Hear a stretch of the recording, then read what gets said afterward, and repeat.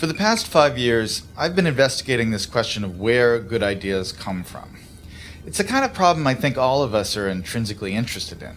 We want to be more creative, we want to come up with better ideas, we want our organizations to be more innovative. I've looked at this problem from an environmental perspective. What are the spaces that have historically led to unusual rates of creativity and innovation?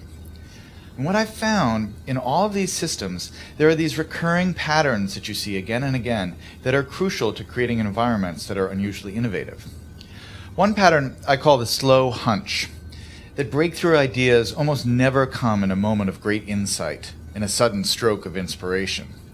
Most important ideas take a long time to evolve, and they spend a long time dormant in the background. It isn't until the idea has had 2 or 3 years, sometimes 10 or 20 years to mature, that it suddenly becomes accessible to you and useful to you in a certain way. And this is partially because good ideas normally come from the collision between smaller hunches, so that they form something bigger than themselves. So you see a lot in the history of innovation, cases of someone who has half of an idea. There's a great story about the invention of the World Wide Web and Tim Berners-Lee. This is a project that Berners-Lee worked on for 10 years. But when he started, he didn't have a full vision for this new medium he was going to invent. He started working on one project as a side project to help him organize his own data. He scrapped that after a couple years, and he started working on another thing. And only after about 10 years did the full vision of the World Wide Web come into being. That is, more often than not, how ideas happen. They need time to incubate, and they spend a lot of time in this partial hunch form. The other thing that's important when you think about ideas this way is that when ideas take form in this hunch state, they need to collide with other hunches. Oftentimes, the thing that turns a hunch into a real breakthrough is another hunch that's lurking in somebody else's mind. And you have to figure out a way to create systems that allow those hunches to come together and turn into something bigger than the sum of their parts.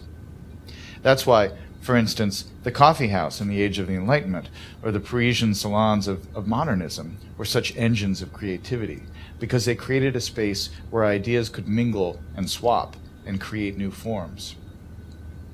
When you look at the problem of innovation from this perspective, it sheds a lot of important light on the debate we've been having recently about what the internet is doing to our brains.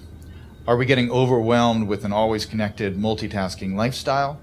And is that going to lead to less sophisticated thoughts as we move away from the slower, deeper, contemplative state of reading, for instance? Obviously, I'm a big fan of reading, but I think it's important to remember that the great driver of scientific innovation and technological innovation has been the historic increase in connectivity, in our ability to reach out and exchange ideas with other people, and to borrow other people's hunches and combine them with our hunches and turn them into something new.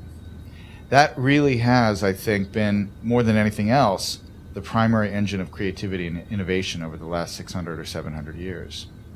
And so yes, it's true we're more distracted. But what has happened that is really miraculous and marvelous over the last 15 years is that we have so many new ways to connect and so many new ways to reach out and find other people who have that missing piece that will complete the idea we're working on, or to stumble serendipitously across some amazing new piece of information that we can use to build and improve our own ideas. That's the real lesson of where good ideas come from, that chance favors the connected mind.